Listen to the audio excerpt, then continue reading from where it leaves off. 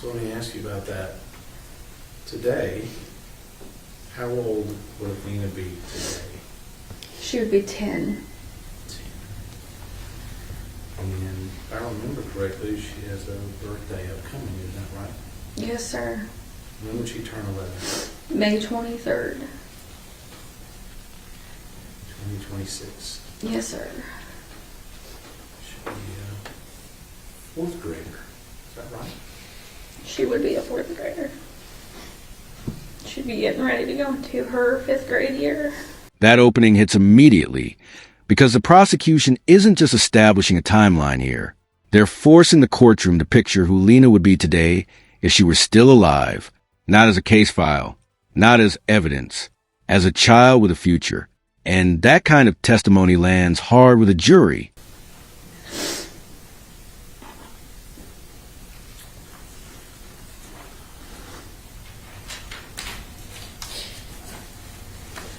During the course of this case, have you ever missed a hearing? One. And why do you make it a point to be at every hearing that we've had in this case?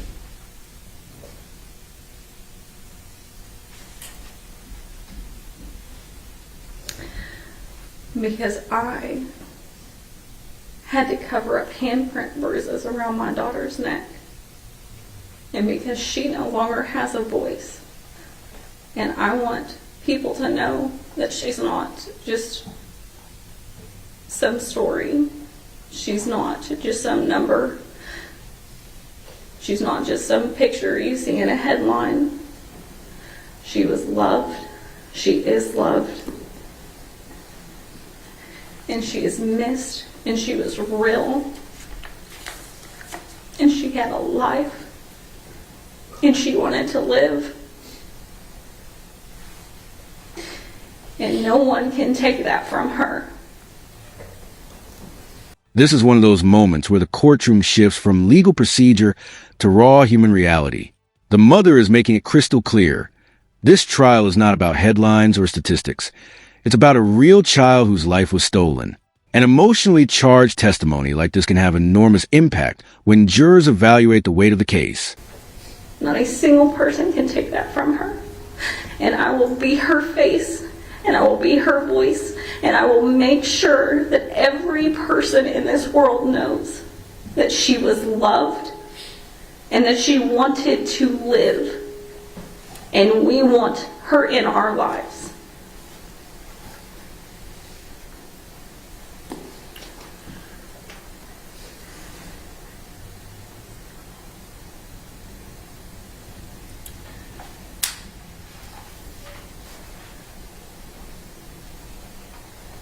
You've been getting evidence and information about this case.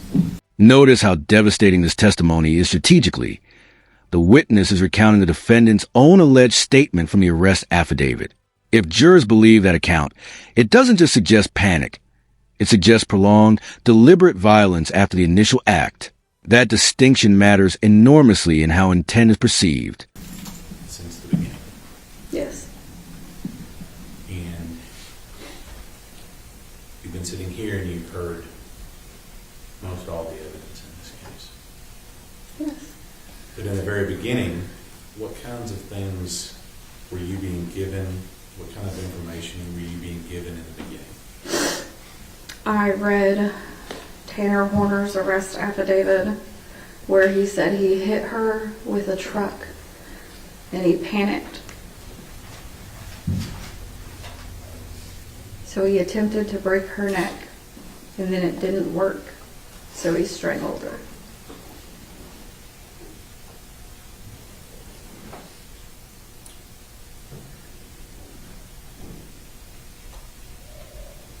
Do you have a chance to look at the autopsy or anything else in this case?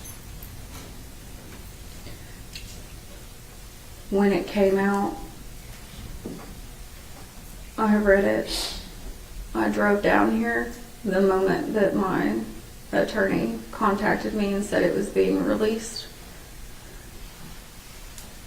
got pulled over and buoyed for that one because I wanted to read it before the media released it to the public.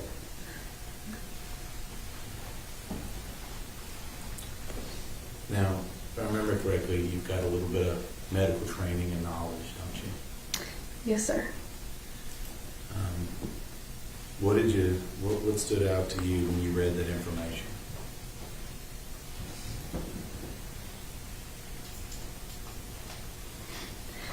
That there were no items of personal belongings listed with her, and that the only thing that was with her was the hands, or the bags around her hands.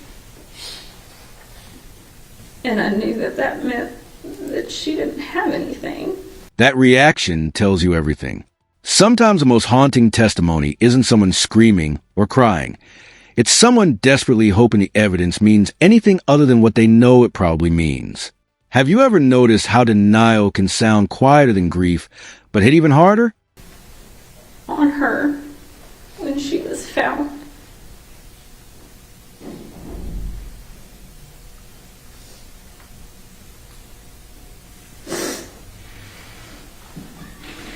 And how far along into this process was that? That was in the summer of 2023.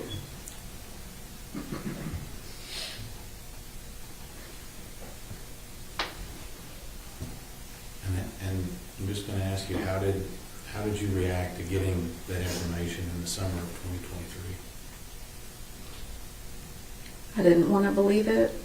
I told myself that I was wrong. I told myself that y'all just do stuff different down here in Texas. And because I'd rather be wrong about that than be right. And this is another powerful courtroom dynamic. Even the victim's mother cannot bring herself to watch the full video evidence. Think about what that implies to the jury without anyone needing to spell it out. Sometimes what a witness cannot say is more impactful than what they do.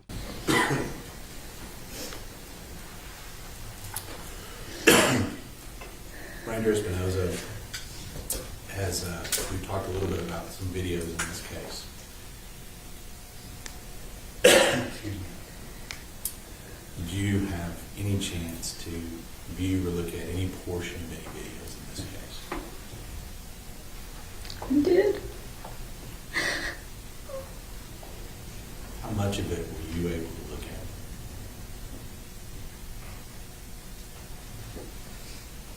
Maybe a minute, maybe two.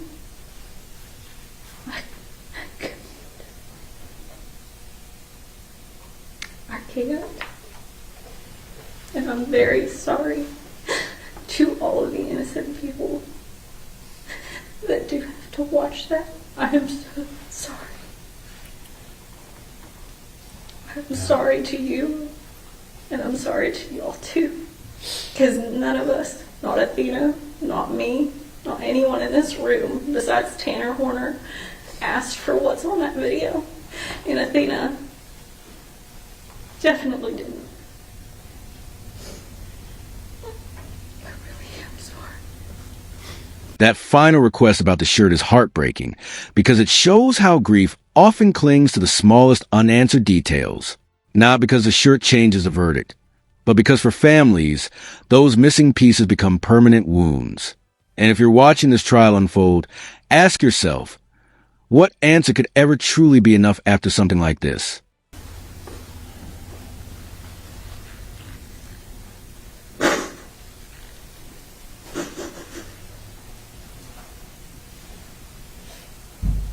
We've been here a little over a week and a half. We've been here, seen some of the evidence in the case.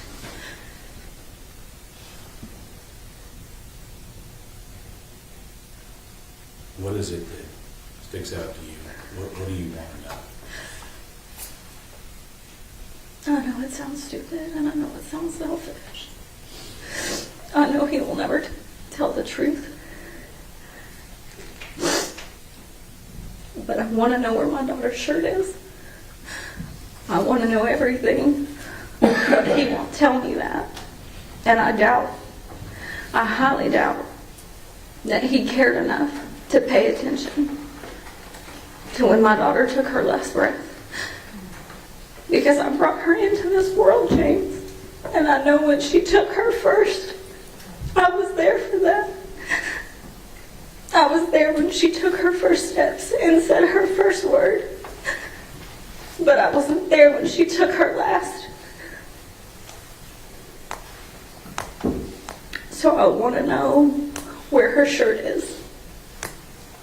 Because maybe he could give me that much grace.